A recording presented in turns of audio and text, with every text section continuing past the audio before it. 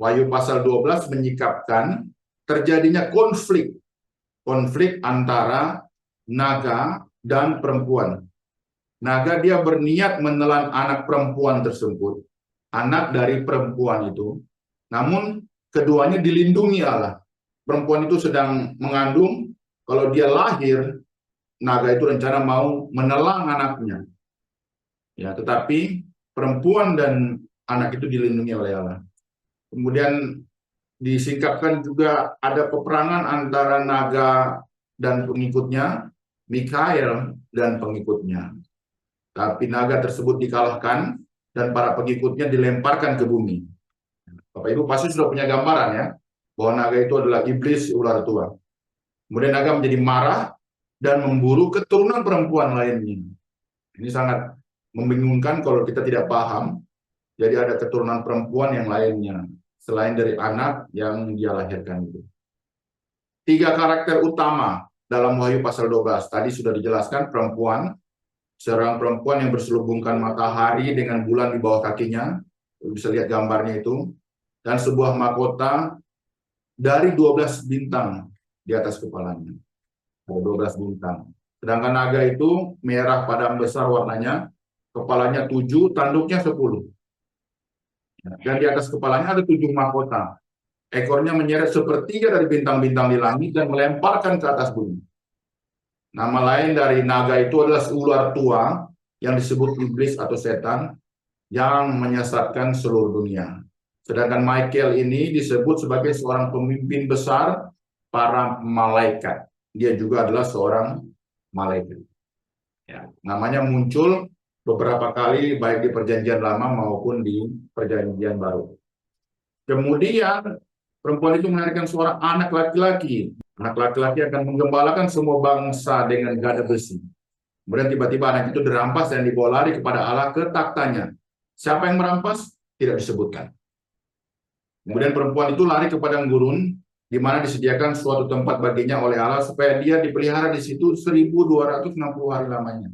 Kalau di Alkitab muncul 1260 atau 42 bulan atau 3,5 tahun atau 1 masa, 2 masa, dan setengah masa, ya itu tidak dijelaskan secara spesifik maknanya, namun semuanya menunjukkan masa penantian. Jadi hanya sementara. Ada jangka waktu yang sifatnya sementara. Apakah benar-benar 1260 hari? Tidak ada yang bisa memastikan karena ini penglihatan-penglihatan.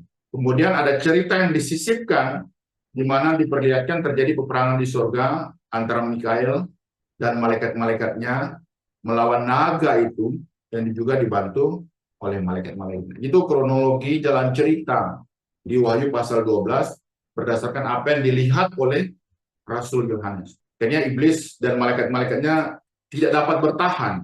Jadi mereka dikatakan tidak mendapat lagi tempat di surga karena dibuang di bumi. Jadi dulu mereka punya tempat di surga, mereka punya akses ke surga, tapi sekarang sudah tidak ada lagi karena sudah dibuang ke bawah.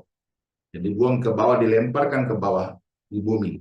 Jadi surga tempatnya di atas, bumi tempatnya di bawah.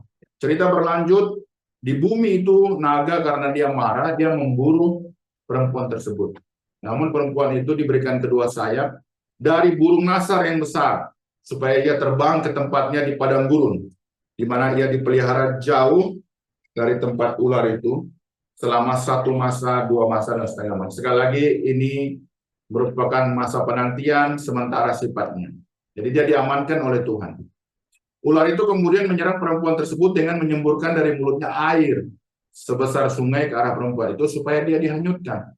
Tapi bumi datang menolong perempuan itu dengan mulutnya dan menelan sungai yang disemburkan naga itu dari mulut. Jadi ini sekali lagi simbol yang perlu kita pahami bukan secara harafiah. Dan naga itu menjadi marah kepada perempuan itu, lalu pergi memerangi keturunannya yang lain yang menuruti hukum-hukum Allah dan memiliki kesaksian Yesus. Jadi ada keturunannya, ada 2, yaitu anak yang akan menggembalakan dunia dengan gada besi, kemudian ada anak yang menuruti hukum-hukum Allah dan memiliki kesaksian Yesus. Siapakah dia? Siapakah perempuan tersebut? Dan siapa anak laki-laki itu? Mari kita lihat ya. Ini 2 keturunan perempuan. Siapakah perempuan yang melahirkan? anak laki-laki yang menggembalakan semua bangsa dengan gada besi. Itu adalah Yesus. Nanti ada ayat referensinya. Kemudian ada keturunannya yang lain yang menuruti hukum-hukum Allah dan memiliki kesaksian Yesus. Siapa itu? Mereka adalah orang percaya. Ini siapa perempuan yang bisa membawa dua keturunan ini? Yesus dan orang percaya. Nah, beberapa tafsiran mengenai siapakah perempuan tersebut. Gereja Katolik Roma, ya, mereka mengatakan bahwa wanita yang berselubung matahari, ya, dalam bagian ini telah dikaitkan dengan banyak gagasan agama yang berbeda. Umat Katolik Roma mengklaim wanita ini adalah Maria, Maria ibu Yesus secara fisik, yang digambarkan sebagai ratu surga. Dalam seni Katolik Roma, gambaran Maria berdiri di bulan sabit dengan 12 bintang di sekeliling kepalanya, membentuk mahkota. Itu adalah hal yang umum. Ya, kita bisa lihat juga gambar-gambar dari gereja Katolik. Kalau ada Bunda Maria, biasanya ada selubung matahari, kemudian ada bintang di kepalanya yang 12. Nah, peristiwa Raja Herodes, ya, dan Maria Yusuf, bayi Yesus menyingkir ke Mesir, itu kelihatannya teori cukup menyambung. Teori cukup menyambung. Namun kelemahannya, Maria tidak melahirkan orang percaya lainnya. Itu gereja, bukan Maria yang melahirkan gereja. Dari popular komentarian on the New Testament mengatakan bahwa gereja yang dikandung di bawah sosok Perawan Maria sebagai ibu dari Mesias yang terselubung matahari. Ya. Simcox berpendapat bahwa yang dimaksud adalah gereja Yahudi, Israel yang ideal, Israel rohani, itu adalah gereja. Kelihatannya bagus, tetapi ada kelemahannya bahwa bukan gereja yang melahirkan Yesus, tapi Yesuslah yang mendirikan gereja. Ini jangan sampai salah paham ya. Kalau misalnya perempuan itu melahirkan Yesus, itu tidak tepat. Karena Yesuslah yang mendirikan gereja. Tapi kalau David Guzik itu lebih mendekati ya. Katakan begini, menurut Alkitab wanita yang berselubungkan matahari ini seharusnya didefinisikan dengan Israel. Sesuai dengan mimpi Yusuf, kita lihat mimpi Yusuf ya. Yusuf bermimpi tentang matahari dan bulan-bulan yang menyembah pada salah satu. Ya. Dalam mimpi itu matahari melambangkan Yakub, bulan melambangkan ibu Yusuf, minta maaf, Rahel, dan 11 bintang adalah anak-anak Israel yang sujud kepada Yusuf. Jadi 11 bintang sujud kepada satu bintang. Dalam tanda 12 bintang ini Yusuf sekarang berada di antara suku Israel lainnya. Dalam ayat perjanjian lama lainnya, Israel atau Sion atau Yerusalem sering digambarkan sebagai seorang wanita. Ya, Sion daughter itu putri Sion. Jadi lebih digambarkan sebagai perempuan. Ini lebih mirip. Mengapa? Karena melalui Israel Yesus lain. Yesus keturunan Daud dari suku Yehuda. Begitu juga dengan gereja. Gereja lahir di Yerusalem. Mungkin lebih tepat. Tapi kelemahannya ada beberapa kronologi yang tidak sesuai dengan jalan cerita Israel. Seperti dilarikan ke padang gurun, dari surga dia turun, dan lain sebagainya ya. Jadi tidak ada sampai dengan hari ini yang bisa mendefinisikan dengan tepat siapakah perempuan tersebut. Untuk itu saya sebagai pengajar yang belajar khusus untuk pendalaman Alkitab, Bible study ini, kita lebih baik tidak mencari tahu siapa perempuan itu secara literal. Kira-kira ini fit dengan siapa. Tapi kita lebih baik melihat makna dari kemunculannya. Perempuan tersebut kan sudah pasti diamankan dan dilindungi Allah. Begitu juga dengan anak yang ia lahirkan. Berdasarkan referensi dari Mazmur 2 ayat 9, Wahyu 19 ayat 15, bahwa yang menggembalakan dunia dengan gada besi itu Yesus. Jadi terlihat bahwa fokus dari iblis, naga tadi itu adalah menghambat kelahiran Yesus. Karena dia tahu bahwa anak yang dilahirkannya ini akan mengalahkan dia. Ya, sehingga dia berusaha untuk menghambat kelahiran Yesus. Begitu juga dengan yang terjadi di Bethlehem. Ketika Yesus lahir, Raja Herodes rencana untuk membunuh. Dan bahkan pada saat itu bayi-bayi yang umur di bawah 5 tahun atau 2 tahun itu dibunuh semuanya oleh Raja Herodes. Itu salah satu upaya untuk menghambatnya. Iblis juga berusaha mengalahkan Yesus sebagai manusia sejak masih di surga. Bahkan sampai ketika dibuang ke bumi, namun dia gagal. Kita lihat zaman Adam dan Hawa, sudah dibuatkan bahwa kepala atau kekuatan dari iblis itu akan diremukkan oleh keturunan perempuan, oleh keturunan Hawa. Kejadian 3 ayat 15. Keturunan perempuan itu bukan referensi dari keturunan Hawa saja, tapi keturunan perempuan Maria. Usahanya terus berlanjut melalui rencana jahat Herodes yang hendak membunuh bayi Yesus. Kemudian dia mencoba Yesus agar jatuh dalam dosa, agar tunduk di bawah kakinya. Namun usahanya itu terus gagal. Akhirnya semua orang yang mengikuti Yesus, ya, yang memiliki kesaksian Yesus menjadi sasaran dari iblis. Fakta penting melalui penglihatan Rasul Yohanes yang perlu dipahami bahwa iblis dan malaikat-malaikatnya juga telah dikalahkan oleh Michael dan malaikat-malaikatnya sehingga mereka dibuang ke bumi. Ya, diperkirakan ayat 4 itu waktu bintang yang diseret oleh ekor naga tersebut itu merupakan sepertiga dari jumlah malaikat di surga. Kalian bisa bayangkan ya, malaikat dikatakan berlaksa-laksa begitu banyak, sepertiganya itu dibuang ke bumi karena mereka memberontak kepada Allah. Dan mereka itulah yang disebut dengan roh-roh jahat. Jadi kita bisa bayangkan betapa banyaknya mereka di muka bumi ini.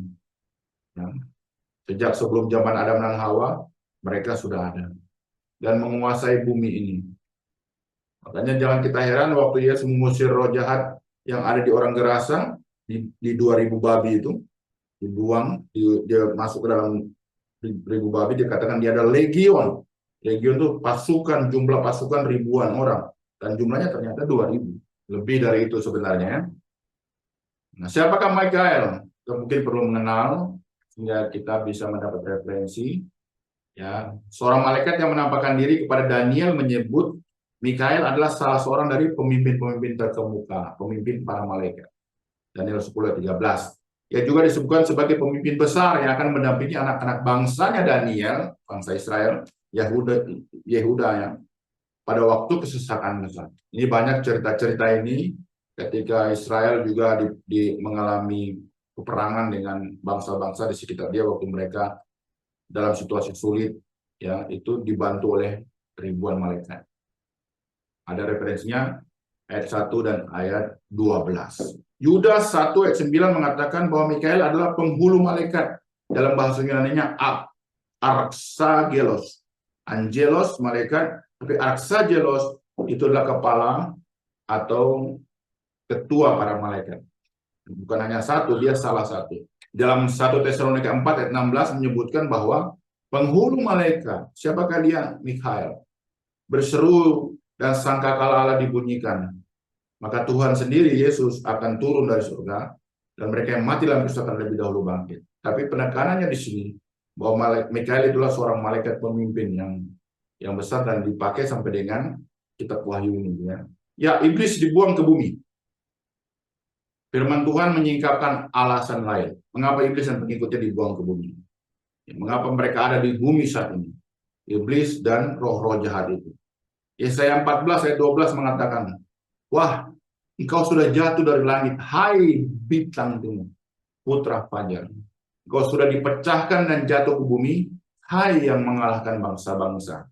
Mengalahkan bangsa-bangsa ini dalam konteks tadi, mempengaruhi mereka untuk sesat dan mengikuti dia, si iblis. Yesaya 14 ayat 13, engkau yang tadinya berkata dalam hatimu, aku hendak naik ke langit, aku hendak mendirikan takhtaku, mengatasi bintang-bintang Allah. Dan aku hendak duduk di atas bukit pertemuan, jauh di sebelah utara. Aku hendak naik, mengatasi tingginya awan-awan, hendak menyamai yang maha tinggi. Tapi apa yang terjadi? Sebaliknya, ke dalam dunia orang mati, Hades tadi, kau diturunkan ke tempat yang paling dalam di dunia. Jadi iblis ini dia jatuh dalam suatu dosa kesombongan, yang ingin mengkudeta Allah, mengambil posisinya, sehingga dia dibuang ke bumi, tapi sebelumnya dia dikalahkan dulu oleh Mikael dan pemimpinnya. Itu yang Yesus melihat dan dia menjelaskan itu. Kemudian ke-70 murid itu kembali dengan gembira setelah pelayanan dan berkata, Tuhan, juga setan-setan takluk kepada kami demi namamu, kata Yesus. Aku melihat iblis jatuh seperti kilat dari langit. Ada konfirmasi-konfirmasi mengapa iblis dia dibuang. Nah, dia menjadi pemberontak, malaikat yang menjadi begitu jahat, dan roh-roh jahat. Nah, kita temukan di dalam pembacaan Wahyu pasal 12 itu, bahwa ada nyanyian kemenangan di sorga. Di ayat 10 dijelaskan bahwa iblis adalah pendakwa saudara-saudara kita, orang-orang percaya, siang dan malam di hadapan Allah. Contohnya kita bisa lihat di kitab Ayub, ayat pasal 1, iblis mendakwa Ayub di hadapan Allah. Makanya kitab Ayub itu diperkirakan adalah kitab yang paling tua. Sebelum Musa, dia sudah menulis kitab Ayub. Karena hanya Ayub yang berbicara secara khusus tentang iblis yang mendakwa manusia di hadapan Allah. Namun sejak peristiwa itu, iblis sudah tidak memiliki lagi akses ke surga. Ya. Kita bisa paham itu sehingga tidak ada lagi pendakwa karena dia sudah dibuang dan tidak punya akses lagi ke surga, ke hadapan Allah. Iblis dikalahkan oleh darah anak domba dan oleh perkataan kesaksian mereka, karena mereka tidak mengasihi nyawa mereka sampai ke dalam maut. Dengan demikian tersingkap dua senjata untuk mengalahkan iblis adalah darah anak domba. Karena kematian Yesus di tiang kayu salib itu mengalahkan maut, mengalahkan iblis. Ya. Kematian Yesus itu merupakan kemenangan. Dan perkataan kesaksian, bersaksi tentang keselamatan di dalam Yesus Kristus. Itulah senjata untuk mengalahkan kuasa kegelapan. Itu mau pakai barang-barang seperti Alkitab, air perjamuan, bawang putih, apa, tidak bisa mengalahkan. Hanya iman, kemenangan di dalam Yesus, dan kesaksian firman yang hidup. Ya, firman itu seperti senjata tajam bermata dua. Kegagalan iblis membuat dia memerangi keturunan perempuan yang lain, yang itu menuruti hukum-hukum Allah dan memiliki kesaksian. Siapakah mereka? Kita tahu ya, bahwa yang memiliki karakter ini hanyalah pengikut Yesus. Jadi kita semua ini mengalami yang namanya peperangan rohani. Ya, peperangan dari iblis. Ya. Itulah mengapa penganiayaan, peperangan rohani, penyesatan, ajaran-ajaran palsu sesuai dengan karakternya ya, karakter iblis menyesatkan seluruh dunia. Terus terjadi sejak awal gereja berdiri. Bahkan sebelum itu, ya, lihat Adam dan Hawa digoda untuk melawan firman Tuhan, melawan kehendak Tuhan. Gereja berdiri sampai hari ini, sampai akhir zaman. Iblis dengan kemarahan yang mengetahui bahwa waktunya sudah dekat, mereka berusaha menyesatkan dan membangun kekuatan-kekuatan. Nanti kita akan melihat apa yang mereka kerjakan ya. Rasul Paulus mengingatkan jemaat Efesus bahwa peperangan kita bukanlah melawan darah dan daging, melainkan melawan roh-roh jahat di udara. Ya, untuk itu harus mengenakan perlengkapan senjata Allah atau perlengkapan senjata rohani. Iman, firman Tuhan, doa, ketopong keselamatan, ikat pinggang, kerelaan memberitakan Injil, kasut, dan sebagainya. Ada dalam Efesus 6 ayat 10-20. Rasul Petrus mengingatkan, sadarlah dan berjaga-jagalah lawan musuh iblis berjalan keliling sama seperti singa yang mengaum-aum dan mencari orang yang dapat ditelannya. Ini juga merupakan ilustrasi atau gambaran tentang godaan iblis di sekitar kita untuk jatuh ke dalam dosa. Cara melawannya bukan dengan fisik, tetapi dengan iman yang teguh. Iman yang teguh. Mengapa? Semua saudaramu di seluruh dunia menanggung penderitaan yang sama. Nyambung ya? Iblis memerangi keturunan perempuan itu yang menuruti hukum-hukum Allah dan memiliki kesaksian Yesus. Semua orang di dunia ini, di segala zaman, yang memiliki kesaksian Yesus, menanggung penderitaan yang sama. Cara melawannya adalah dengan iman. Demikian kitab Wahyu juga menyingkapkan bagaimana kita bisa menghadapi ya si ular tua yang sedang marah ini terhadap orang-orang percaya. Iblis tidak tinggal diam, dia terus melakukan usaha mengembangkan pengaruh dan kekuatannya di bumi. Ya, itu muncul di pasal 13. Ada dua binatang yang muncul di pasal 13. Binatang pertama, Ibu bisa lihat gambarnya ya. Keluar dalam laut, berkepala 7, bertanduk 10, dan dengan 10 mahkota. Sekali lagi itu simbol. Bukan binatang sebenarnya. bukan binatang harafiah, literally, tetapi ini simbolik. Diberikan kekuatan dan takhta dan kekuasaan yang besar oleh naga atau iblis. Memiliki luka yang membahayakan hidupnya, salah satunya ada luka yang membahayakan, namun sembuh. Sehingga satu binatang saja, tapi ada 10 tanduk, kepalanya ada 7. Ada 10 mahkota. Dunia menyembah naga dan binatang pertama. Dia menghujat Allah, menghujat nama Tuhan, kemah kediamannya, surga dihujat, dan mereka yang semua yang diam di surga. Ya, kita sudah bahas siapa penghuni surga di sesi kedua. Dia melawan dan mengalahkan orang-orang kudus. Diberikan kuasa atas setiap suku dan umat dan bahasa dan bangsa. Itulah mengapa nenek moyang kita di seluruh dunia ini sebelum mengenal Kristus semuanya hidup di bawah pengaruh iblis, roh jahat, penyembahan-penyembahan berhala, patung-patung, roh-roh itu yang disembah oleh nenek moyang manusia. Wahyu 13-14 menjelaskan keberlanjutan usaha dari iblis untuk menyerang orang-orang yang menuruti hukum-hukum Allah dan memiliki kesaksian Yesus. Ia mempengaruhi sebanyak-banyaknya manusia untuk memberontak kepada Allah, menyangkal Yesus, dan menyembah, mengikuti dirinya. Itu yang usaha iblis. Ya. Pasal 12-18 terlihat iblis seperti sudah tahu akan muncul binatang dari dalam laut itu, sehingga dia berdiri di pantai laut. Kemudian muncul binatang pertama, tadi kita sudah lihat karakternya. Di kepalanya itu tertulis nama-nama hujat. Sama dengan naga, naga yang tadi kita bahas itu, dia juga dalam penglihatan itu berkepala 7, bertanduk 10 dengan 10 mahkota di kepalanya. Binatang dengan tanduk dan mahkota itu merupakan simbol untuk raja-raja dan kerajaan mereka. Jadi kalau ada bahasa tanduk, mahkota, kepala, itu merupakan raja-raja. Itu nanti hari Minggu kita akan lebih diperjelas karena Alkitab sendiri yang menyingkapkan itu. Naga itu dia memberikan, jadi iblis dia memberikan kepada binatang tersebut kekuatannya, taktanya, dan kekuasaannya yang besar.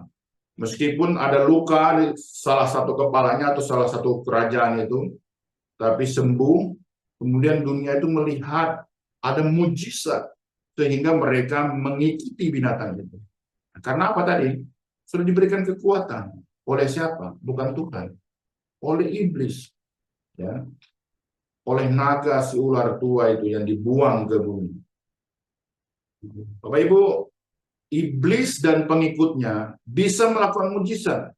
Dia bisa memberikan kekuatan, memberikan takhta, posisi, dan kekuasaan besar bagi manusia, bagi para pemimpin, kerajaan-kerajaan, dan siapa saja yang mau menjadi pengikut. Saya ingat waktu kami masih kuliah, ada beberapa orang yang rela menyangkal Tuhan Yesus demi mendapatkan jabatan pemimpin di beberapa university yang ternama di Indonesia. Dia harus menyangkal Yesus, meninggalkan iman kepada Yesus. Dan mereka lakukan itu. Di contohnya ya, posisi, takhta, kekuasaan, dan kekuatan. Bahkan kita bisa melihat ada mujizat-mujizat yang bisa terjadi. Nanti di binatang yang kedua akan lebih diperjelas. Tapi sumber kuasa itu bukan dari Tuhan. Itu dari iblis sendiri. Mereka menyembah naga itu karena dia memberikan kekuasaan kepada binatang itu. Dan mereka juga akhirnya menyembah binatang itu, atau kerajaan itu, atau raja itu, sambil berkata, siapa yang bisa seperti dia? Dan siapa yang bisa mendapat kemenangan berperang melawan dia? Jadi ada kekuatan yang penuh, ada kebesaran dari kerajaan ini, karena diberikan kekuasaan oleh iblis. Apa tujuannya? Supaya terjadi penyembahan kepada iblis. Nah, semakin banyak orang yang mengikutinya dan memuliakan dirinya. Di cobaan ketiga kepada Yesus ya, waktu iblis dia tunjukkan semua kerajaan dunia ini dengan segala kelebihannya, dia bilang begini, saya akan berikan ini kepada engkau. Kenapa? Karena dia sudah menguasai semuanya. Tetapi Yesus, engkau harus sembah saya. Apa yang Yesus bilang? Hanya kepada Tuhan Allahmu yang harus disembah. Yesus saja ditawarkan seperti itu. Apalagi manusia. Binatang itu diberikan mulut yang penuh kesombongan dan hujat. Padanya juga diberikan kuasa untuk melakukan 42 bulan lamanya. Jadi sekali lagi, suatu jangka waktu tertentu. Jadi mujizat dari iblis itu tidak bertahan lama, hanya sementara.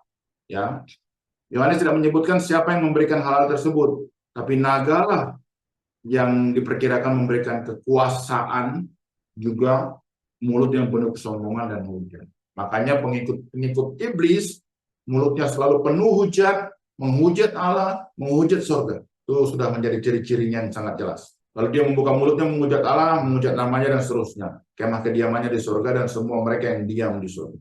Kebencian iblis dinyatakan dengan penghujatan kepada Allah dan surga, dan mempengaruhi para pengikutnya untuk melakukan hal yang sama. Saya waktu persiapkan untuk hari Minggu ini, sesi keempat, bayangkan itu ya, ketika cawan dicurahkan, banyak malapetaka, tapi orang-orang tidak bertobat, mereka terus menghujat Allah. Ya. Bapak Ibu bisa lihat apa akibatnya yang dilakukan oleh Tuhan pada mereka. Dan mereka juga bahkan diperkenankan untuk berperang melawan orang kudus. Terjadilah penganiayaan terhadap gereja-gereja kepada orang Kristen. Ya, dan kepadanya diberikan kuasa atas setiap suku dan umat dan bahasa dan bangsa. Pada suatu saat kami melayani satu tempat di satu daerah di Papua ya. Melayani ada mission trip kurang lebih 2 minggu sampai dengan 1 bulan. Kemudian ada seorang mahasiswa yang kerasukan setan.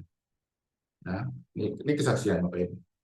Waktu dia kerasukan setan, kemudian biasanya kan ditanya, kamu siapa?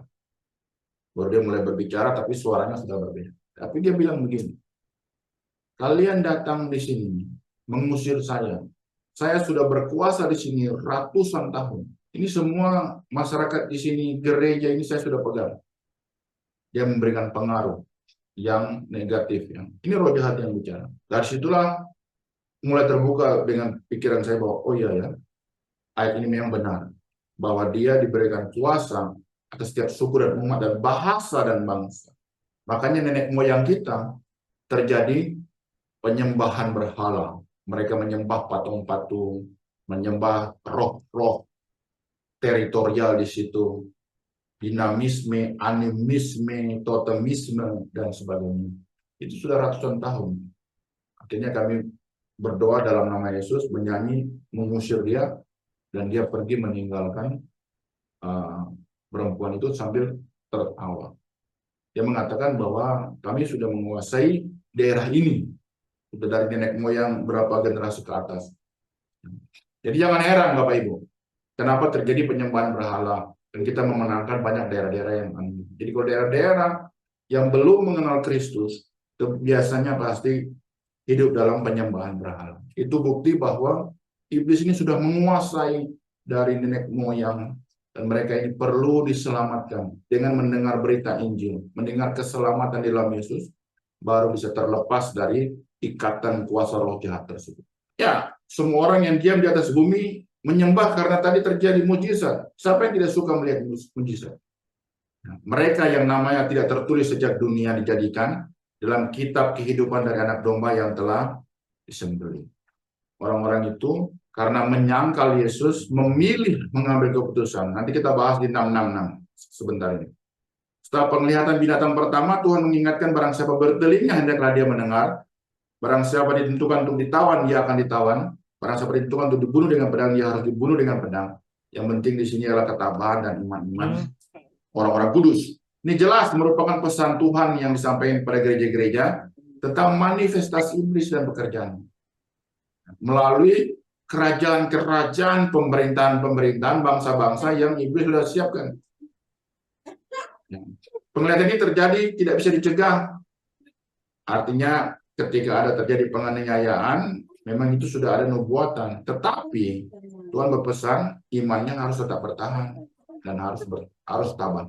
Bapak Ibu tahu ya, 7 gereja itu adalah jemaat di Asia Kecil, daerah Turki. Turki dalam sejarahnya itu dulu sinode-sinode besar, ya, Kristen-Kristen yang luar biasa. Bahkan kampus teologi terbesar, dan mereka mengutus utusan Injil misionaris sampai di Ambon sana. Itu luar biasa hebatnya. Tapi karena penganiayaan, mereka dipaksa meninggalkan iman atau dibunuh. Akhirnya jemaat itu tidak bertahan. Mereka memilih untuk menyangkal Yesus. Sampai dengan hari ini, dulu 95% ke atas Kristen, sekarang di bawah 1% di daerah Turki. Makanya peninggalan-peninggalan gereja itu masih dalam bentuk, kita kira itu dari non-Kristen, padahal itu adalah gereja-gereja yang super indah, yang luar biasa, karena dulu basis kekristenan tuh di wilayah Asia Kecil, di Antioquia, di tanah Yudea dekat Israel, kemudian di Yunani dan di Roma, ya itu pusat penyebaran Injil. Jadi Turki, waktu mereka dengar firman ini, Tuhan sudah menyampaikan, kamu harus mempertahankan iman. Tapi ternyata ya, kita sudah tahu sejarahnya, ini menjadi catatan bagi kita yang hidup saat ini. Berdasarkan bukti sejarah dan juga firman yang disampaikan kepada Rasul. Jadi itu sudah menjadi ciri khas dari iblis. Sombongan, ingin menjadi sama seperti Allah. Mulut yang penuh hujat pada Allah, itu jadi ciri khas. Makanya Allah sangat membenci orang yang sombong. Para ateis ini contohnya, mereka menghujat Allah dan Yesus. Saya lihat saya sudah menginjili banyak orang ateis, dan mereka juga rata-rata menghujat Allah dengan tidak rasa takut. Mereka lebih percaya kepada ilmu pengetahuan, kemanusiaan, daripada percaya bahwa Allah itu ada. Dan sesuai dengan firman Tuhan hari ini, level penghujatan itu bukan lagi hanya lewat pribadi-pribadi, tapi dalam satu bangsa dan negara akan terjadi. Satu bangsa, satu negara menghujat Allah. Kita sudah lihat banyak yang sebenarnya orang-orang yang tidak percaya bahwa Allah itu ada, dan memilih untuk menolak keselamatan yang diberikan oleh Allah melalui Yesus Kristus. Iblis memiliki kuasa atas setiap suku bangsa. Ya. Ini tadi saya sudah jelaskan. Sejak zaman Adam dan Hawa sampai Nuh, menara Babel, iblis sudah menguasai semua suku bangsa. Besok hari Minggu saya akan jelaskan itu tentang Babel. Setelah zaman Nuh, ya, manusia semua dibunuh, dilenyapkan oleh Tuhan karena dosa. Kemudian muncul generasi baru Nuh, tapi juga muncul kerajaan Babel sebagai pusat kekuasaan iblis, tempat berkumpulnya setan-setan, roh jahat. Itu nanti saya jelaskan sesi keempat hari Minggu. Sekali lagi, orang-orang yang menyembah iblis ini adalah orang-orang yang namanya tidak tertulis di dalam buku kehidupan anak domba. Sederhananya, orang-orang yang memiliki Yesus Kristus, yang menjadi kepunyaan anak domba itu, tidak akan menyembah binatang dan iblis tersebut seharusnya. Sehingga namanya itu ditulis oleh Yesus dalam bukunya sendiri, dalam kitabnya sendiri. Nah, karena mereka memilih untuk menyangkal Yesus, akhirnya mereka menyembah kepada iblis. Namanya sudah tidak tertulis. Ada di dalam kitab Wahyu ini. Jangan dicoret dari buku kehidupan. Jadi pernah ditulis, tapi juga bisa dicoret kalau dia menyangkal Yesus. Ada kata coret, dicoret dari buku kehidupan. Jadi ini suatu warning, suatu peringatan. Hati-hati dengan tawaran dari iblis dalam bentuk kekuasaan, takhta, dan kekuatan. Jangan sampai karena kekuasaan, takhta, kekuatan ekonomi, ya, kebutuhan hidup, pasangan hidup, akhirnya menyangkal Yesus, pindah dari keyakinan kepada Yesus Kristus. Saya punya pengalaman itu. Teman saya satu kuliah, saya ketua pemuda, sekretarisnya, sampai saya bertanya dia, kamu masih percaya Yesus? Dia bilang, saya sudah tidak percaya Yesus. Saya sudah tidak percaya Yesus. Orang yang aktif dalam gereja, ya, melayani Tuhan di kampus, di gereja, tapi kemudian katakan saya tidak percaya Yesus hanya karena teman hidup, pasangan, hanya karena ekonomi, kedudukan, jabatan. Bahkan ada sarjana teologi, pendeta yang hanya karena jabatan misalnya di dewan atau di tempat tertentu rela menyangkal Yesus. Saya punya datanya, makanya saya berani bicara seperti ini. Oke, kita lihat binatang yang kedua ya. Nanti ada hubungannya dengan 666. Bapak Ibu lihat gambarnya. Dia keluar dari dalam bumi, bertanduk dua, sama seperti anak domba, berbicara seperti naga. Di luar kulitnya anak domba, Yesus, tapi dalamnya itu naga atau iblis tuh, jahat. Jadi ini kamuflase, topeng, bahkan tanduknya dua.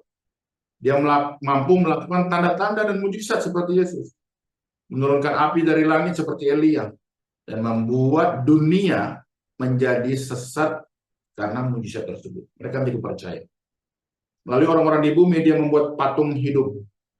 Binatang pertama, jadi patung yang binatang pertama tuh, kerajaan yang tadi yang besar itu, dibuat patungnya. Kemudian patung itu hidup, bisa bergerak, bisa berbicara, bisa berkhotbah, mempengaruhi orang. Ya, dan orang-orang yang tidak menyembah patung itu dibunuh. Seperti di kisah Daniel, ya, penglihatan Daniel itu. Mereka buat patungnya raja, begitu dengar bunyi-bunyian semua harus menyembah. Daniel dengan Sadrak, Mesyak, Abednego tidak menyembah. Dan dia membuat orang-orang memakai tanda di dahi dan tangan kanan, lengan, untuk melakukan perdagangan jual beli. Nah, di pembacaan berikutnya, kata binatang itu nanti diganti dengan nabi palsu. Sehingga dia betul-betul adalah seorang nabi palsu. Kenapa? Karena dia seperti domba, seperti Yesus, tapi suaranya itu suara naga, suara iblis. Nah, ini gambarnya bagus, anak domba tapi giginya taring ada dua. Spook like a dragon, kayak naga. Ya.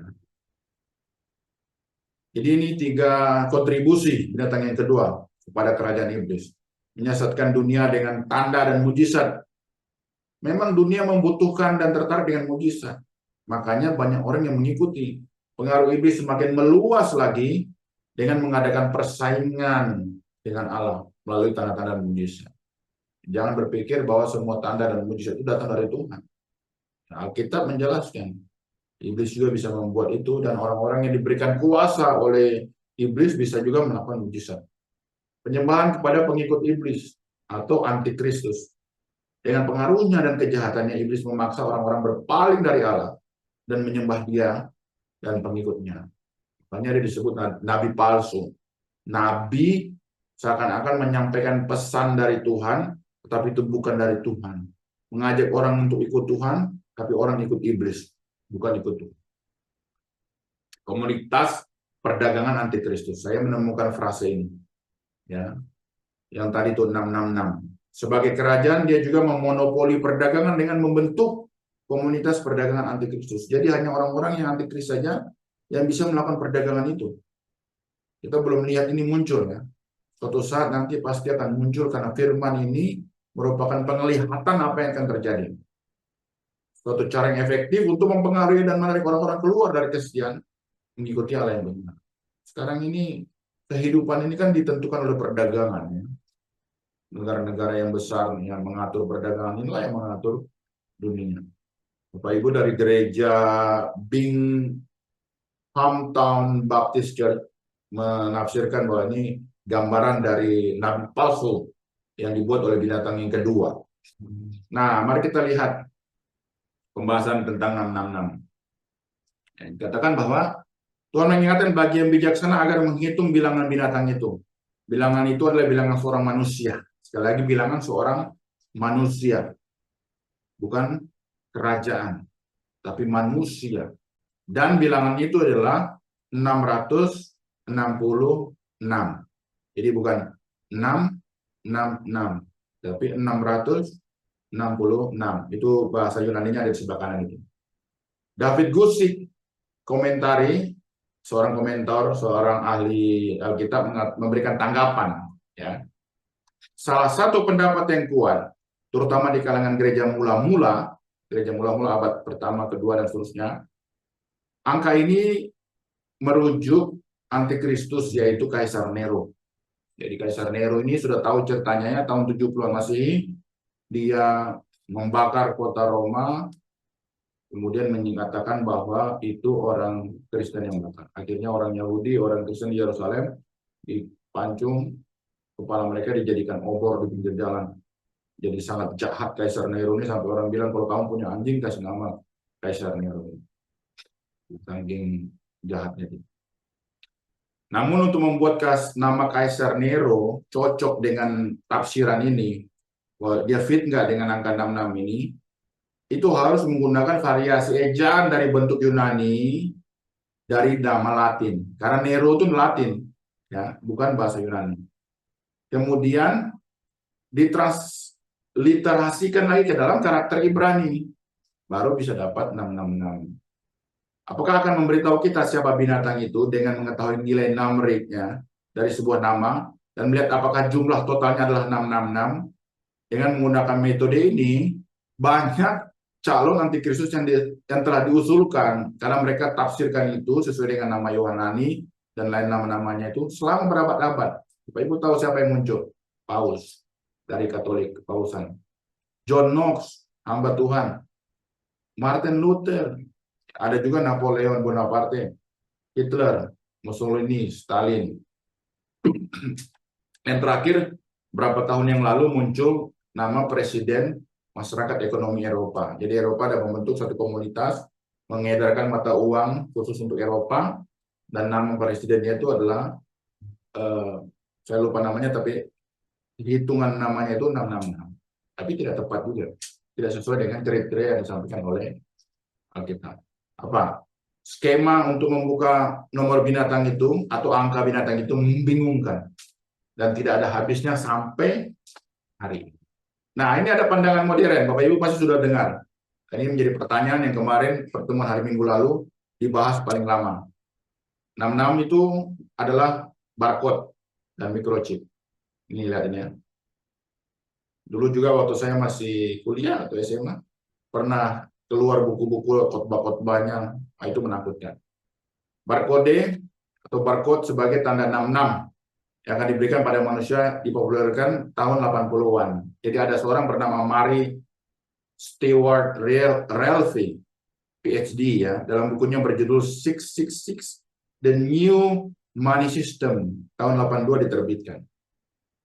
Nah, dia katakan dia yakin bahwa penggunaan barcode memiliki maksud terselubung untuk menguasai dunia. Menurut Mary Stewart, pada barcode terdapat 666 yang berupa garis pembatas di bagian awal, di tengah, dan di akhir dari barcode. Sejak saat itu semakin banyak pendeta-pendeta Amerika yang mempopulerkannya dan sampai ke Indonesia. Bahkan pendeta-pendeta di Indonesia juga banyak yang percaya. Dulu memang pernah ada sebegini ya, Bapak Ibu lihat di sebelah kanan itu. 666-nya ada apinya, tapi dulu tuh ada berapa barcode yang keluar, ada 666-nya seperti begini. Akhirnya orang takut. Waktu itu saya juga, wah, saya kalau beli, kemudian di-scan, ada barcode-nya, berarti saya jadi antikris dong. Tapi setelah berapa tahun ini, berapa puluh tahun, saya tidak jadi antikris sama sekali. Bahkan ada yang bilang kalau disuntik vaksin COVID, jadi antikris. Karena siapa Microsoft ini, dia Bill Gates, katakan bahwa dia ingin memasukkan microchip. Nanti kita lihat ini ya. Ini microchip. Jadi ada yang katakan bahwa kalau disuntik COVID, masuk microchip, jadi antikris. Baik, kita lihat ya. Perkembangan selanjutnya ada juga munculnya teknologi RFID, Radio Frequency Identification Device. Jadi ini merupakan teknologi microchip yang berukuran sangat kecil, Bapak Ibu bisa lihat itu dibandingkan dengan koin ya. Size-nya itu 1 mm. Dan diimplan ke tangan manusia, ada juga di sini, ada juga di sini, ada juga di telapak, ada di daerah tangan ini. Jadi dia akan mencatat identitas pribadi seseorang yang terhubung secara elektronik ke pusat data yang dipercaya berada di pemerintahan yang dikuasai antikris. Jadi kalau di Eropa, di Amerika sekarang sudah ada, kalau mau belanja dia tinggal scan aja nih microchipnya di tangannya, rekeningnya terpotong seperti kita bayar pakai kris istilahnya tuh. Sekarang di tangan untuk keamanan. Jadi itu sudah lama ya, bukan baru. Kemudian ajaran 666 pada barcode atau microchip ini dikaitkan oleh para pengajarnya dengan tafsiran Wahyu pasal 13. Sehingga umat Kristen diajarkan untuk menolak penggunaan barcode dan microchip ini, khususnya apabila itu ditanam di tangan. Ya, katanya barang siapa yang diimplan microchip ini akan menjadi pengikut antikris. Jika menolak microchip ini, maka ia akan mengalami kesulitan untuk menjual dan membeli. Itulah yang dipercaya bahwa pengikut Kristus akan mengalami masa kesusahan besar. Tapi Bapak Ibu bisa lihat ya, sampai hari ini tidak ada masalah. Mau bayar cash, mau bayar online, tidak ada masalah, perdagangan tetap jalan. Nah, apa pesannya? Ya, masih ada lanjutan. Di dalam barcode maupun microchip sebenarnya tidak ada angka 66. Itu sudah dilihat ya, sudah diamati. Itu hanya digunakan oleh pendeta-pendeta masa kini yang masih percaya dengan tafsiran barcoding. Saat ini para penafsir tersebut menyadari bahwa teknologi barcode sudah tidak cocok lagi dan menjadi simbol angka iblis. Itu sebabnya berubah menjadi microchip dan kedepannya akan berubah lagi.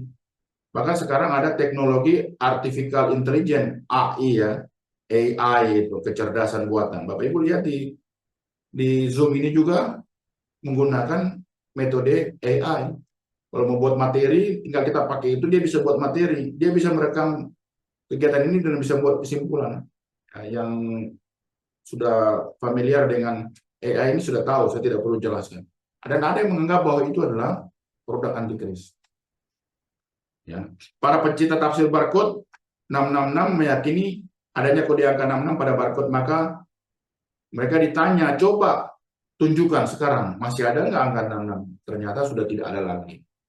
Ya, ternyata sudah tidak ada lagi. Mengapa? Karena memang angka 66 itu secara kebetulan muncul, bukan di setiap barcode ada 666. Begitu juga dengan microchip ini, tidak ada sama sekali angka 66. Itu saya dapat dari banyak baca dan saya kira blog ini cukup mewakili ya ide-ide yang baik gitu ya. Ini ukurannya ditanam di tangan kiri ini ya. Beras mungkin 2 kali beras panjangnya ya, butiran beras. Yang kecil sekali, tetapi ini teknologi mikro ya. Makanya HP juga makin lama makin kecil, tapi bisa menyimpan ribuan tera dan lain sebagainya. Ada manusia juga yang menggunakan itu tato di kepalanya ya. Nah, angka 66 ini menurut penjelasan dari Gereja Katolik. Ya, dari Gereja Katolik.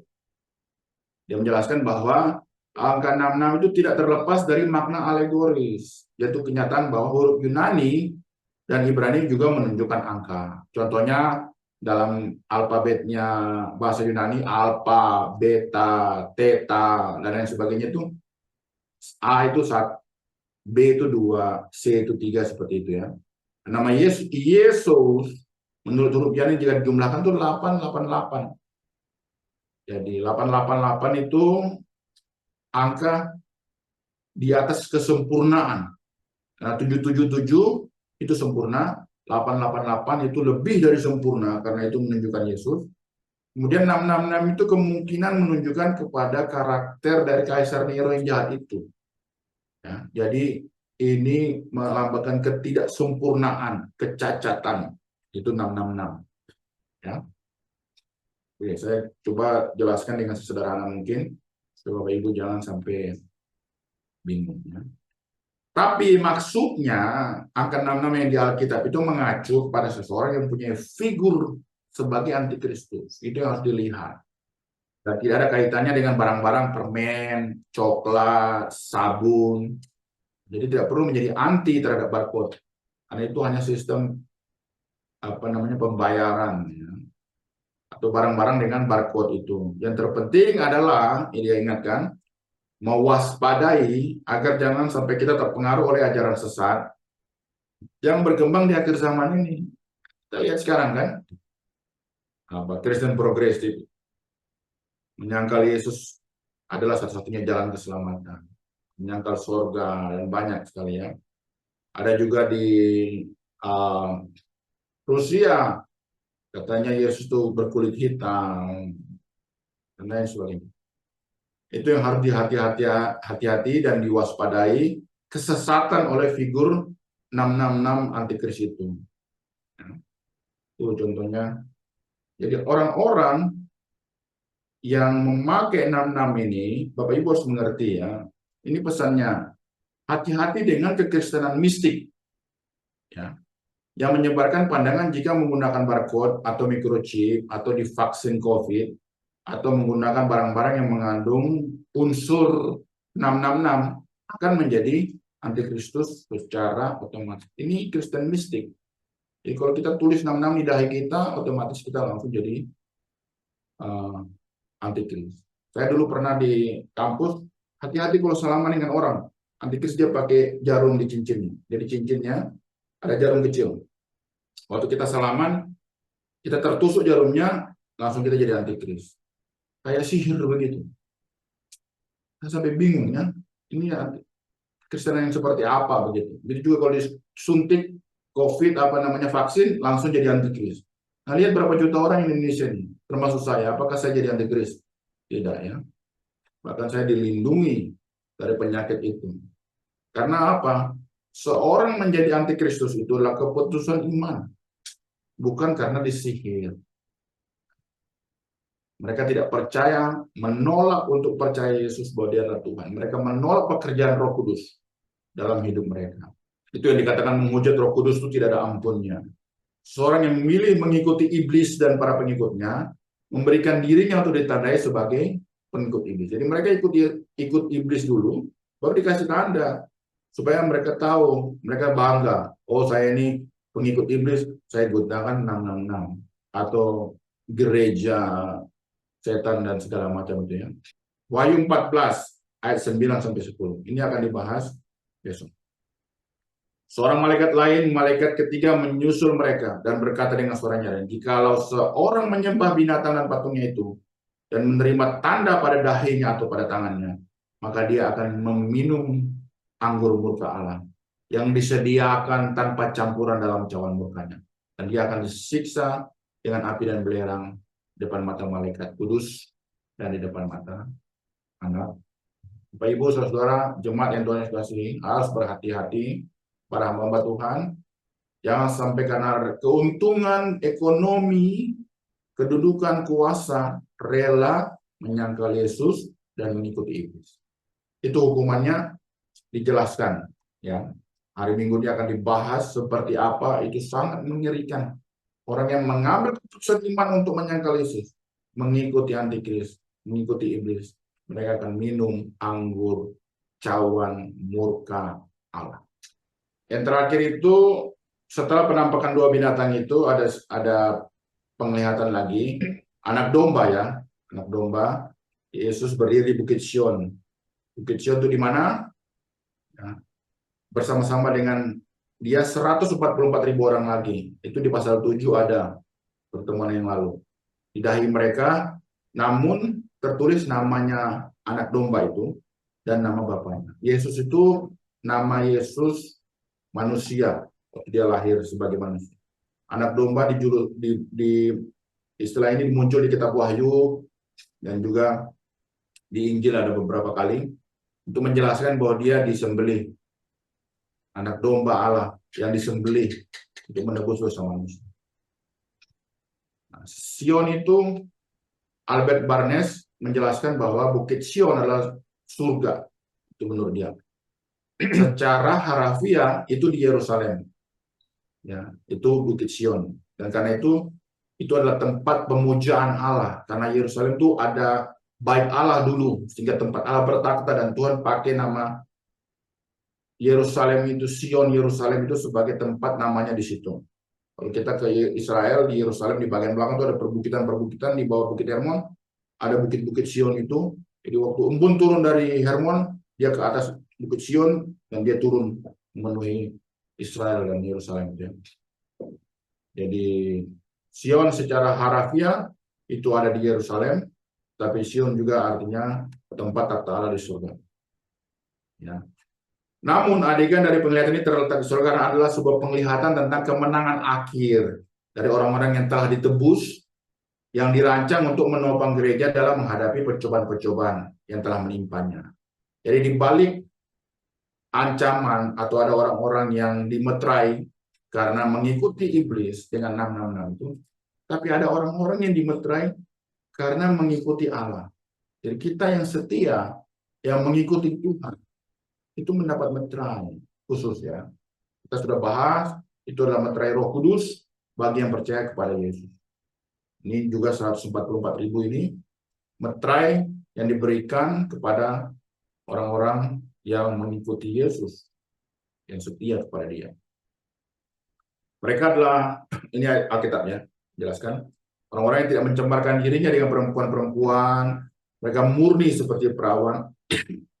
Mereka adalah orang-orang yang mengikuti anak domba, mengikuti Yesus kemana saja pergi, mengikuti Yesus dengan setia seumur hidup, itu penting.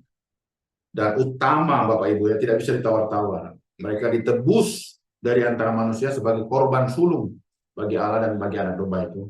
Dan dalam mulut mereka tidak terdapat dusta, mereka tidak bercela. Jadi sangat berbeda ya. Karena pengikut iblis penuh dengan dusta, penuh dengan hujatan. Tapi pengikut Yesus, mereka menjaga semuanya dengan baik. Ya. Kemudian ada nyanyian yang bisa dipahami hanya oleh 144.000 orang. Siapakah mereka? Sekali lagi dengan ada tanda di dahi mereka, tertulis nama anak domba dan nama bapa. Kita tidak tahu namanya siapa. Itu menjelaskan bahwa mereka ini milik kepunyaan Allah. Yang tidak menyembah kepada nabi palsu dan binatang tersebut. Jadi kebanyakan para ahli Alkitab menafsirkan bahwa 14.000 orang itu objek yang sama di pasal 7, yaitu perwakilan dari suku-suku Israel bermeterai. Tapi ada beberapa tanggapan, mari kita lihat sejenak. David Guzik mengatakan bahwa 144.000 orang yang terakhir kali terlihat dalam Wahyu pasal 7, di mana mereka diidentifikasikan sebagai kelompok orang percaya Yahudi yang melayani selama masa kesusahan besar, dan diberi meterai perlindungan selama periode tersebut. Karena mereka berdiri di Gunung Sion bersama-sama anak domba, menunjukkan bahwa mereka telah keluar sebagai pemenang dari kesengsaraan besar, masa tribulasi penganiayaan terhadap orang-orang percaya, lebih khusus mengatakan bahwa tribulasi itu masa penganiayaan kepada orang-orang Israel. Binatang di Wahyu 13 tentu saja dia tidak mengalahkan 144.000 orang. Mereka menang. Mereka beribadah kepada Tuhan, berdiri teguh bersama Yesus. Tapi Rasul Yohanes tidak menyebutkan hubungannya. Rasul Yohanes memberikan spesifikasi. Ya. Nah, sehingga siapapun mereka, yang terpenting adalah kita lihat perbuatan mereka tadi, yang menjaga kekudusan, yang tidak menyembah kepada iblis dan pengikutnya antikris, sehingga mereka mendapatkan tanda, itu nama anak domba dan nama bapaknya. Ya, kita melihat perbuatan mereka, diselamatkan, disediakan Allah bagi yang tidak mengikuti iblis. Di kontroversi, kita melihat kebenaran yang hakiki bahwa siapakah mereka, itu bagian juga dari orang-orang percaya. Ya, ini bagian yang terakhir setelah penglihatan 144.000 orang itu di pasal 14, Yohanes melihat 3 malaikat. Malaikat pertama dia memegang Evangelion atau Injil dalam bahasa Yunani ya. Yang kekal yang diberitakannya kepada semua yang diam di bumi. Kabar baik itu dibawa oleh malaikat, isinya apa? Takutlah akan Allah dan muliakanlah Dia, karena telah tiba saatnya penghakimannya, dan sembahlah Dia yang telah menjadikan langit dan bumi dan laut dan semua mata air. Bapak Ibu, ini suatu pernyataan yang tegas. Perintah untuk menyembah Allah yang benar, yaitu Allah yang menjadikan langit, bumi, dan lautan. Kalau di dalam bahasa Ibrani-nya, Kejadian pasal 1 itu Elohim, Barak, Elohim, ya. Pada mulanya Tuhan menjadikan langit dan bumi. Jadi kita harus menyembah Allah yang itu, dan juga Allah anak domba Yesus Kristus. Bukan menyembah iblis, binatang, atau patung tersebut. Itu isi Injilnya. Disampaikan oleh malaikat pertama. Malaikat kedua menyampaikan bahwa Babel itu sudah lumpuh. Dengan segala macam hawa nafsu cabulnya, itu dijelaskan nanti hari Minggu. Bapak Ibu bisa hadir untuk mendengarkan penjelasan yang lebih detail mengenai isi dari malaikat kedua. Malaikat ketiga katakan begini. Tadi sih kita baca. Kalau ada yang menyembah binatang dan patung itu dan menerima, mau pakai tanda pada dahinya atau tangannya, dia akan dihukum, disiksa siang dan malam selama-lamanya. kalau menyembah binatang tadi itu ya, patung itu. Patung yang hidup, nabi palsu tadi itu. Itu isi dari pesan malaikat ketiga. Jadi ada penglihatan yang melihatkan tentang iblis dan pengikut-pengikutnya, tapi ada konsekuensi bagi yang setia, yang tidak setia. Yang setia kepada Allah mendapatkan keselamatan dan tidak mendapatkan anggur cawan murka Allah. Ya, diulang 2 kali. Itu berarti sangat serius dan sangat keras. Nah, akan disiksa selama-lamanya, siang dan malam, tiada henti. Ya, untuk itu diingatkan di dalam ayat 12, yang penting di sini ialah ketekunan orang-orang kudus yang menuruti perintah Allah dan iman kepada Yesus. Ini 2 yang tidak bisa dihilangkan, seperti mata uang, koin. Iman kepada Yesus, taat kepada perintah. Ikut terus Yesus seumur hidup. Ayat 13, apresiasi kepada para mati oleh Tuhan, tidak sia-sia mereka punya kematian. Ayat 14-20 menampilkan tuaian anggur di bumi yang harus dituai karena sudah masak. Beda dengan di Injil. Lihatlah, ladang sudah menguning siap dituai. Tapi itu tuaian keselamatan. Beda dengan tuaian di kitab Wahyu. Tuaian anggur, tuaian untuk dimasukkan ke dalam kilangan murka Allah. Itu tuaian penghukuman terhadap orang-orang yang memilih mengikuti dan menyembah iblis. Jadi bumi ini dituai, orang-orang dituai, dikumpulkan jadi satu untuk dihukum. Sedangkan di Injil dituai untuk diselamatkan karena mendengar berita Injil. Saya kira itu yang bisa disampaikan sebagai aplikasi apa yang Bapak Ibu bisa peroleh dari 3 pasal pembahasan tersebut, pasal 12, 13, dan 14. Ini referensinya ya. Oke, terima kasih Pak Sandi sudah membantu kita semua Bapak Ibu ya untuk memahami lebih dalam lagi kitab Wahyu pasal 12 sampai 14. Kita akan masuk ke sesi selanjutnya, sesi penanggap. Mungkin saya akan memberikan waktu langsung ke Pak Alex, Bapak Pendeta Alex. Mungkin silakan Bapak Pendeta untuk waktu dan tempatnya dipersilakan. Ya, oke baik. Shalom, selamat malam. Terima kasih untuk kesempatan baik ini yang kita bisa jumpa lagi. Pertama-tama, kita patut mengucap syukur karena Tuhan masih memberikan rencananya untuk kita mengetahui hal-hal yang berhubungan dengan pernyataan Tuhan, yang khususnya lewat kebenaran firman di kitab Wahyu. Yang kedua, terima kasih untuk Pak Sandi yang sudah menjelaskan bagian ini bagi kita sekalian. Sebagai penanggap ya, kami melihat bahwa apa yang dijelaskan ini yaitu berhubungan dengan pernyataan Tuhan atau maksud-maksud Tuhan kepada manusia melalui hambanya Rasul Yohanes di Pulau Patmos. Jadi tadi dijelaskan dari bagian 12 ini kan berhubungan dengan wahyu, penyingkapan atau hal-hal yang akan terjadi pada masa kini dan masa yang akan datang. Nah, dan apa yang tadi sudah dijelaskan oleh Pak Sandi itu ya, kita sebagai orang percaya ya memang untuk bisa memahami bagian ini, ya ini bagian bukan sembarangan, tapi ini berhubungan dengan kekekalan.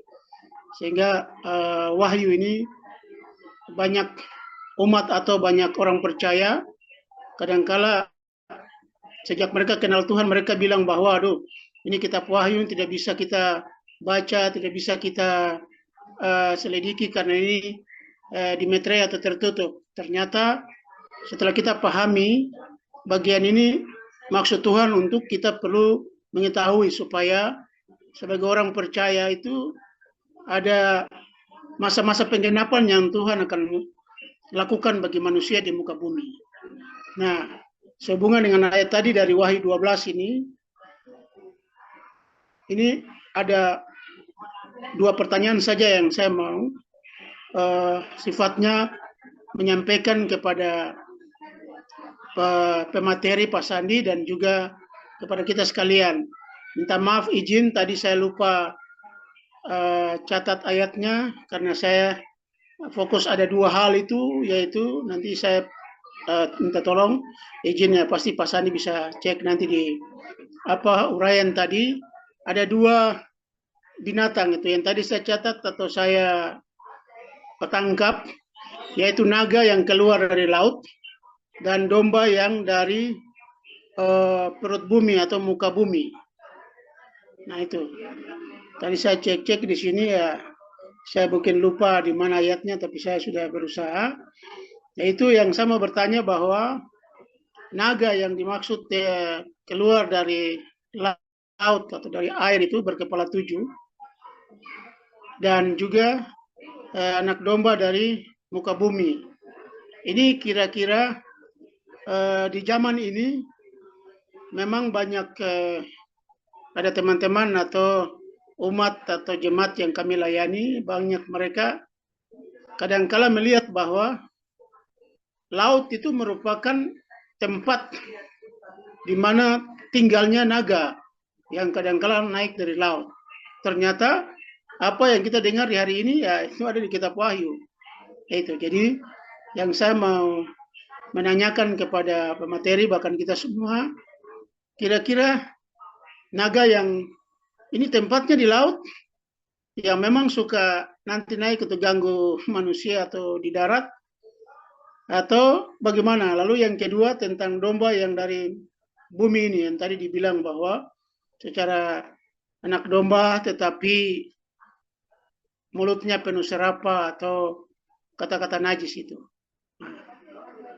Jadi mohon penjelasan dari pemateri tentang bagian ini untuk kita. Kalau dari saya lihat bahwa yang dari perut bumi yang anak domba ini tanpa sadar juga kita manusia ini juga kadangkala kita percaya Tuhan juga, tapi ada yang kata-kata kotor sering keluar. Jadi kira-kira ini ada sifat-sifat yang tidak bagus dari domba yang tanduk yang keluar dari bumi ini atau bagaimana begitu, sehingga ini perlu diterjemahkan baik supaya kita bisa menjadi berkat.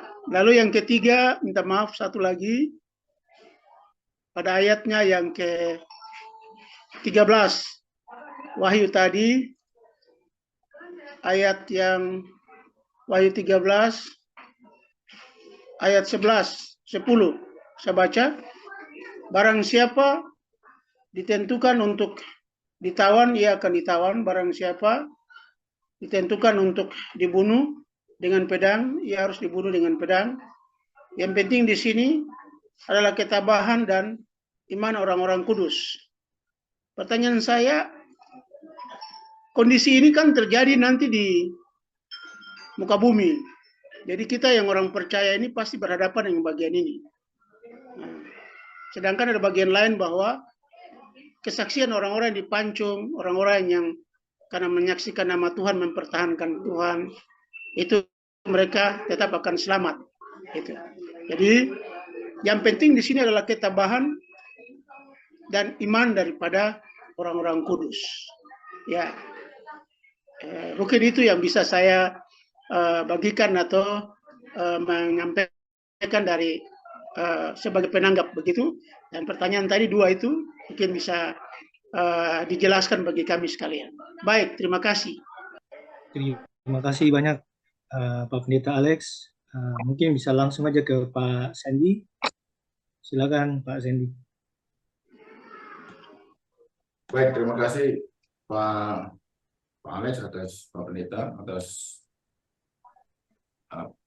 tanggapan dan juga beberapa pertanyaannya. Nanti kalau ada yang kurang, mohon moderator bisa di-repeat lagi pertanyaan dari Pak Pendeta Alex ya.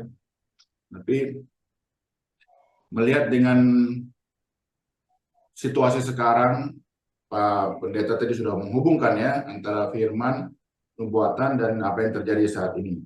Jadi sudah dijelaskan kepada kita. Dan yang pertama-tama tentang binatang yang muncul dari dalam laut. Ya. Sekali lagi, laut, darat, binatang dengan 10 kepala, 7 tanduk, 7 kepala, 10 tanduk, 10 mahkota, itu merupakan simbol semuanya, sehingga kita tidak bisa memahaminya secara harfiah, secara literal. Karena itu menjelaskan tentang kerajaan-kerajaan yang muncul, raja-raja yang muncul yang diberikan kuasa oleh iblis untuk menjadi kaki tangannya, ya, sehingga dia membuat mujizat. Kemudian orang jadi heran kok bisa terjadi seperti itu, dan akhirnya mereka mengikuti dan menyembah dia. Bahkan dianggap dia yang paling powerful, tidak ada yang bisa mengalahkan karena diberikan kekuatan dan kuasa oleh setan itu, iblis, ya. Jadi laut itu dijelaskan oleh beberapa komentator ahli Alkitab, itu laut itu menggambarkan tempat yang dalam penuh dengan misteri, tempat yang badai apa dan segala macam. Tapi kalau kita lihat itu bahwa biasanya di Alkitab ada 3. Waktu malapetaka dijatuhkan ke air laut, air tawar, dan juga ke daratan, bahkan ada angkasa. Jadi kalau mau dibilang ini kerajaan yang muncul, tetapi itu datang dari suatu tempat yang gelap, yang basisnya itu badai dan lain sebagainya. Jadi kerajaan seperti apakah itu kita sulit sekali untuk memfitkannya. Tapi diperkirakan saat itu kalau sesuai dengan konteks itu adalah kerajaan Roma. Tanya begitu, ya. Baik. Tapi kalau kita melihat hasil dari perbuatannya, bahwa iblis memberikan kuasanya, pengaruhnya, kekuatannya kepada binatang itu, jadi seperti perpanjangan tangan, meneruskan visi dan misi untuk menghujat Allah. Dan banyak orang yang terpengaruh dari bangsa ini atau kerajaan raja ini. Akhirnya mereka menyangkal Allah, menghujat Allah, mengikuti apa yang dilakukan oleh iblis. Itu yang perlu kita pahami akibatnya, ya, dan harus berhati-hati dengan pemerintahan yang seperti demikian. Contohnya Daniel dengan Sadrak, Meshach, Abednego dipaksa untuk menyembah kepada patung yang dibuat untuk menyembah raja. Mereka katakan tidak. Mereka lebih memilih setia.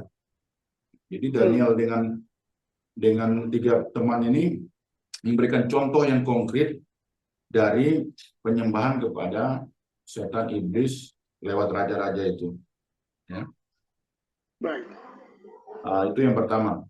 Terus yang kedua tadi, yang binatang keluar dalam bumi ini kan tidak disebut dia kerajaan, ya, kepalanya tidak hanya satu, tapi dia lebih ditekankan menyerupai anak domba. Jadi ini nabi palsu, kemunculan nabi palsu, karena dia secara rohani itu bisa membuat mujizat seperti Elia, seperti nabi.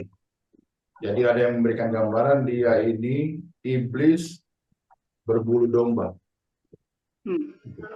Nabi palsu yang menyesatkan dunia lewat mujizat yang dia lakukan. Padahal dia ini perpanjangan tangan dari si iblis itu. Dan dia membuat sehingga orang terus menyembah kepada binatang yang pertama tadi. Jadi nabi palsu yang dipakai oleh kerajaan yang pertama. Kita lihat misalnya Bileam, Balak, yang dipakai oleh kerajaan Moab untuk mengutuk Israel contohnya. Dan misalnya nabi palsu, kita sudah bahas Isabel, ya kan? Dia muncul untuk membuat bangsa Israel menyembah kepada berhala-berhala. Jadi itu gambaran nabi palsu yang kedua itu, yang mempengaruhi dunia. Bahkan nabi palsu ini bisa membuat suatu komunitas perdagangan 666 itu adalah komunitas perdagangan antikristus. Jadi dia juga dalam bentuk pemerintahan kerajaan tetapi palsu, yang kelihatannya melakukan mujizat seperti Allah, nabi-nabi yang benar, tapi ternyata dia adalah palsu. Ya, saya kira penganiayaan terhadap orang-orang percaya itu bisa dalam bentuk penganiayaan secara fisik, tapi juga penganiayaan dalam bentuk yang lain ya, seperti Ya. dihamba, tekanan-tekanan. Di daerah-daerah mayoritas Kristen, penganiayaannya mungkin penganiayaan secara teologi misalnya, kesesatan. Tidak Ya. lagi secara fisik. Tetapi daerah orang-orang Kristen minoritas yang ada di daerah mayoritas, penganiayaannya dalam bentuk tadi itu ya, dihambat dan dalam bentuk non fisik. Nah, tapi kita sudah melihat di berbagai belahan dunia yang lainnya, ya penganiayaan secara fisik itu terjadi. Dan hujatan-hujatan kepada Allah secara langsung yang saya dengar itu banyak dari kelompok ateis, orang-orang yang tidak percaya bahwa Tuhan itu ada. Bahkan dari kelompok-kelompok lain yang betul-betul menghujat Yesus Kristus. Ya. Walaupun sepertinya satu Allah, tetapi beda Yesus. Tapi juga hujatan. Karena hanya antikristus yang menghujat Yesus, yang tidak percaya Yesus adalah Tuhan. Yang menyangkal baik Bapa maupun anak, itulah antikristus, itu Yohanes 3 Yohanes menulis itu. Surat Yohanes juga. Saya kira dipicu dengan kebencian, ya sudah pasti kalau tidak ada Roh Kudus, orang yang menghujat Allah itu pasti tidak mungkin ada Roh Kudus. Ada Roh Kudus tidak mungkin dia menghujat Allah atau menyinggung Yesus. Saya kira itu yang kita jelaskan dari pertanyaan dan tanggapan dari penanggap. Ya, baik. Terima kasih Pak. Ya, sama-sama Pak Pendeta. Terima kasih Pak Pendeta untuk pertanyaannya sama tanggapannya. Mungkin masih ada yang mau disampaikan lagi Pak Pendeta Alex? Ya, sementara ya cukup ya. Makasih. Terima kasih Pak Pendeta. Ini ada satu pertanyaan lagi dari Pak Victor Jitmau. Jadi Pak Victor bertanya tentang bagaimana dengan kitab Wahyu 6 ayat 2 tentang kuda putih. Jadi sedikit flashback berarti ke sesi sebelumnya nih Pak Sandy. Jadi ini berkaitan sama pengalaman dari Pak Victor. Jadi Pak Victor berbagi kepada kita. Pak Victor mengalami Wahyu 6 ayat 2 pada tahun 2010 di kota Manokwari. Beliau mengalami penglihatan tentang kuda putih yang dilihat di kota Jayapura. Waktu itu roh saya dibawa ke Jayapura dan tubuh saya di Manokwari. Penglihatan kedua juga pada tahun 2023, tanggal 24 Desember sekitar jam 11.34. Yang lalu di kota Sorong tepatnya saya lihat seorang pejabat yang menunggang kuda putih dengan berpakaian putih dan memegang pedangnya. Ini mungkin sekaligus sekedar berbagi pengalaman dengan kita dan mungkin kaitan dengan Wahyu 6 ayat 2 tentang kuda putih. Mungkin bisa nanti silakan Pak Sandy untuk tanggapi kaitan dengan pertanyaan Pak Victor. Terima kasih Pak Victor untuk pertanyaan. Silakan Pak Sandy. Baik, terima kasih Pak Moderator. Apa bisa ditambah? Kalau bisa ditambah 2 penanya lagi supaya Oke, baik. mengakomodir 3 pertanyaan satu sesi. Silakan Bapak Ibu bisa langsung open mic ya. Open mic langsung bisa bertanya. Jika misalnya agak lama mengetik. Ini ada Pak Reiko.